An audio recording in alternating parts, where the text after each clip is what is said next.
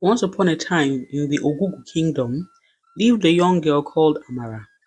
She was known for her vibrant personality. She was liked in the kingdom. She was very respectful and obedient to her elders. Mothers would say to their daughters, "See, why don't you be like Amara? Very respectful girl, very hardworking." Amara was a very good storyteller. She would weave anything into an interesting story, making it very juicy. People would flock to her for the latest gossip in the village.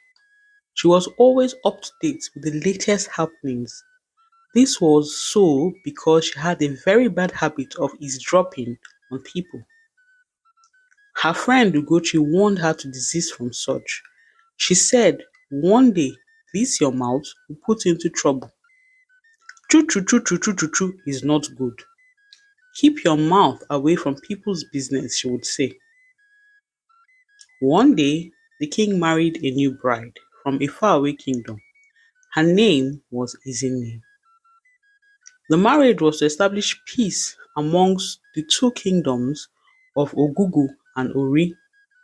They had spent years at war. Ezine, a young bride, was finding it difficult to adjust to her new home. The king attached maids to her to help her adjust, one of whom was Amara. Amara loved being a maid in the palace.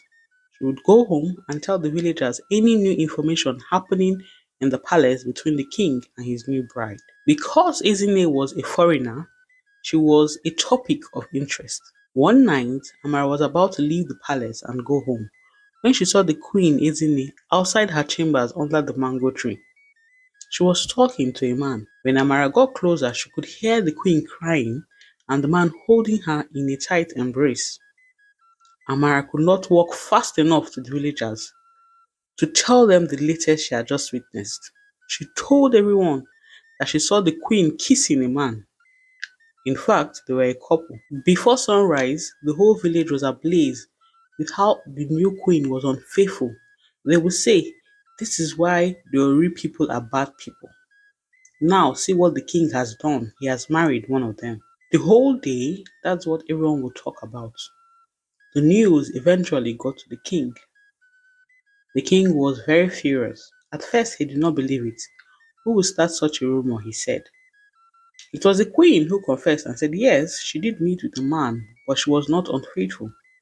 To prove that she was telling the truth, the king told her to reveal the man's identity, otherwise this rumor would tarnish the royal blood. Ezine said the man was her brother. Everyone was taken aback. "Why would your brother come to you at night?" they asked.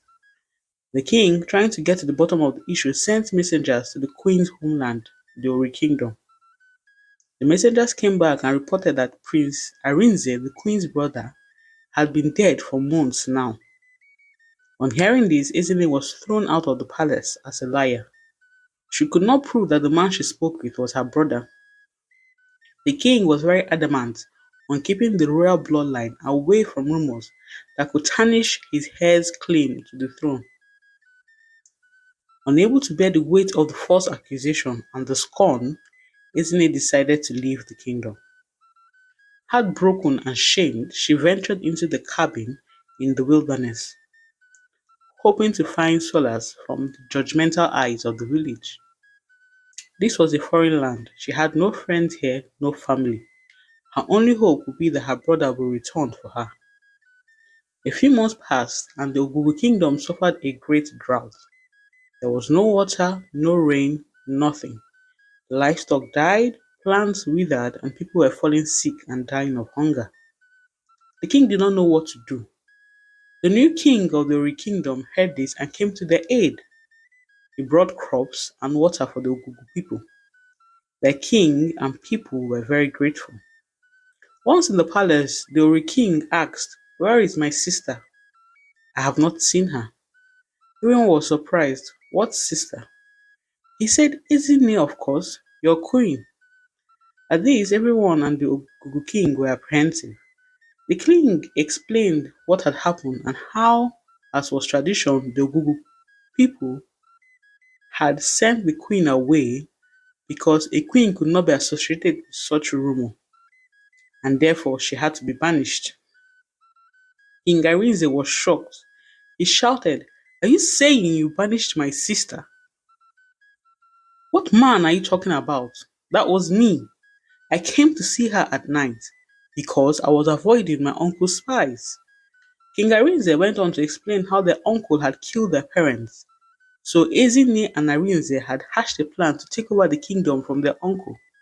Because his life was in danger, Ezinne could not tell anyone, especially as she was a new bride, and yet to trust the king, her husband, who was at that time friends with her uncle.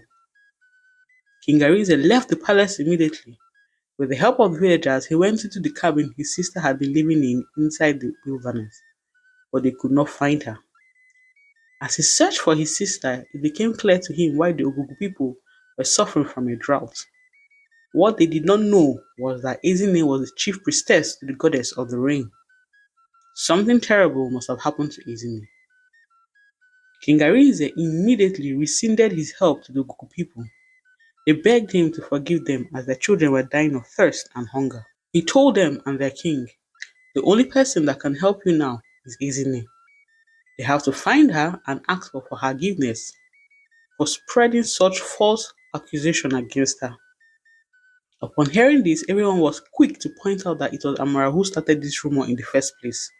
She was the one who said the queen was having an affair. She was the one to blame. Amara became the most hated person in the village. She became afraid for her life. She regretted her actions and prayed that they could find Ezinne. All this time, Ezinne was innocent.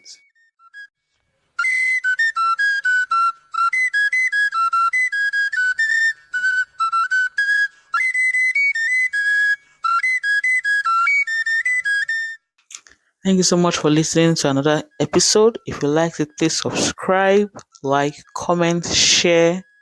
Thank you to those who have subscribed. Thank you to those who have supported. Until next time, goodbye.